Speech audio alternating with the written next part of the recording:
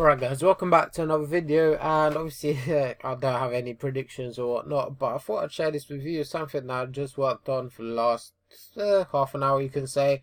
And basically what I did was I sorted out my spreadsheet for 2020, and there was nothing wrong with it, but because if you remember, there was so much what's it called, additions in terms of 3 different RSI entries which I want to track individually as well, and obviously range bars as well. It's gonna be a bit messy, and this is what my old one looked like, right? So you see this right here. So it was a case of, I've got, this is for trends, I've sort of said that already, trends, this is counter trend, and then this is like some little 5-minute info, and then obviously the screenshot and a little comment.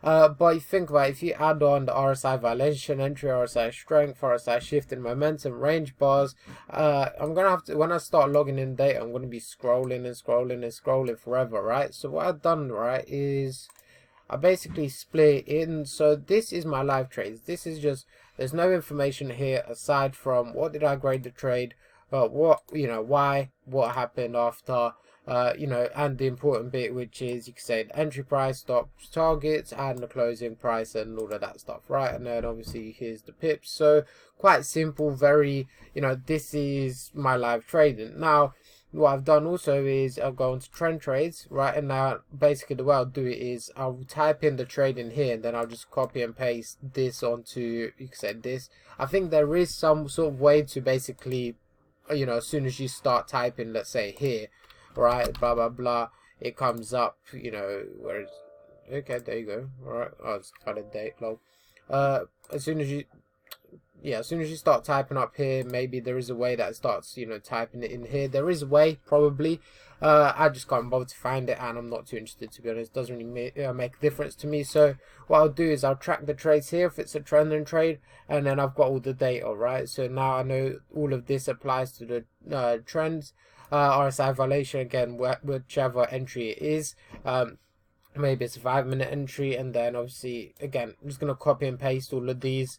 I don't know, it just neatens things up for me. I guess counter trend here is obviously the same thing. You see RSI violation, shift and momentum, it's all the same, but this is counter trends only, right? And then range bars, it's a little bit different because I'm looking at a few different things. But you got RSI, I don't even need to tell you, but yeah, you could just read it. You can read.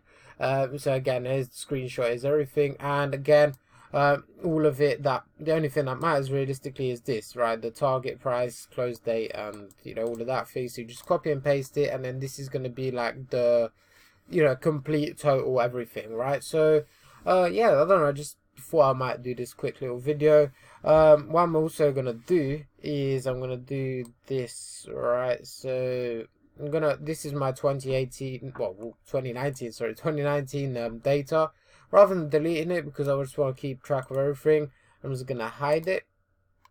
And there you go, right? I'll start fresh 2020.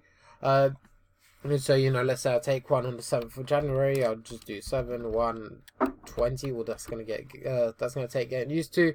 And then obviously type. It's probably gonna be on this, obviously, and then I'm just gonna basically copy and paste it and track all of the stuff. So it's just easier for me to filter, not even filter, but just track data. I'm not really filtering too much. So then what you do here, again, you track, and then all of this, right, regardless, I'm keeping the data I've currently got on, in a sense of, I'm not really adjusting my equity curve or curve fitting it with backtesting numbers or whatever it is. It's just me just neatening things up, and I'm doing this right there. So again, there you go. That's the clean spreadsheet 2020 ready to go. I don't know how you shift from here. I've hidden some of the extra ones here, which is just pointless. Then there's the money management, which again will carry on from 2020. Obviously, we can always just delete that hidden data and let it apply. But yeah, that's it for this little video. I just thought I'd share it, because why not? It's part of my journey, my YouTube channel. I do what I want. But yeah, hope you enjoyed. If you did, just comment down below what you think. And yeah, in a bit, boom.